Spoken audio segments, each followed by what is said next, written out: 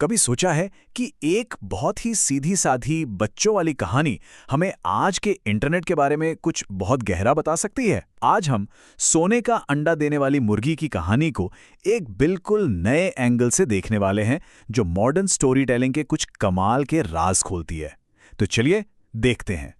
तो सवाल यही है कि भाई, एक मुर्गे और किसान की कहानी का आज के इंटरनेट से क्या लेना देना हो सकता है। लेकिन यकीन मानिए, इसका जवाब काफी हैरान करने वाला है। तो हमारी कहानी शुरू होती है एक छोटे से गांव में, जहां एक बहुत ही खास मेहमान के आने से सब कुछ बदलने वाला था। हमारे मेन कैरेक्टर्स हैं एक गांव, एक मुर्गा और एक किसान।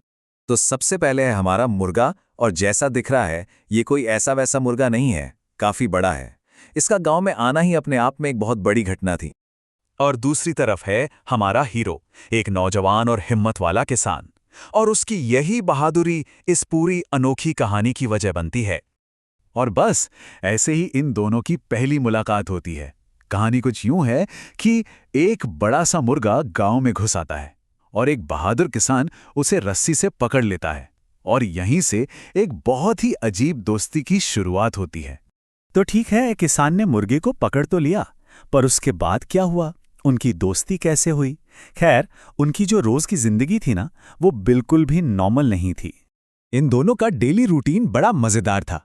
किसान हर दिन मुर्गे की पीठ पर बैठकर पूरा गांव घूमता था, उसे बढ़िया ताजे फल खिलाता, उसके साथ खेलता, और मानेंगे नहीं, उसे जिम भी लेकर जाता था। जी हाँ, बिल्कुल सही सुना, जिम। और जानते हैं, इसी अजीब से रूटीन की वजह से किसान और मुर्गे के बीच एक बहुत गहरी दोस्ती हो गई। उनका रिश्ता रोज के इन्हीं अनुभवों पर बन गया था। लेकिन जैसा हर अच्छी कहानी में होता है, सब कुछ हमेशा परफेक्ट नहीं चलता। अब कहानी में एक ट्विस्ट आता है, सुनहरे अंडे का रहस्य। एक प्रॉब्लम आती है और फिर उसका एक जादुई सल्यूशन भी। एक दिन अचानक मुर्गे के पेट में जोर का दर्द होने लगता है, और उसे तकलीफ में देखकर किसान बहुत दुखी हो जाता है। यहाँ पता चलता है कि वो एक दूसरे से कितना जुड़े हुए थे। मतलब एक की तकलीफ दूसरे का भी दर्द बन गई थी। और फिर जब किसान को लगा कि अब कुछ नहीं हो सकता, तभी एक चमत्कार होता है। मुर्गा एक अंडा देता है, पर यह कोई आम अंडा नहीं था, ये था एक सुनहरा अंडा। तो बस कहानी का क्लाइमैक्स आ जाता है। तभी मुर्गा एक बड़ा सोने का अंडा देता है। Problem solve. अब तो किसान का सारा दुख खुशी में बदल गया होगा, है ना? लेकिन रुकिए जरा, कहानी यहां खत्म नहीं होती। अब आता है असली ट्विस्ट, वो हिस्सा जो इस पूरी कहानी का मतलब ही पलट कर रख देगा, इसकी मॉडर्न सीख। तो क्या ये एक हैप्पी एंडिंग है? सुनहरा अंडा मिल गया और सब खुश हो गए? या फिर इस कहानी का असली मतलब कुछ और ही है? और ये रहा कहानी का सबसे बड़ा शॉक। कहानी इस लाइन पर खत्म होती है, और अब मुर्गा रोने लगता है क्योंकि किसी ने लाइक और सब्सक्राइब नहीं किया।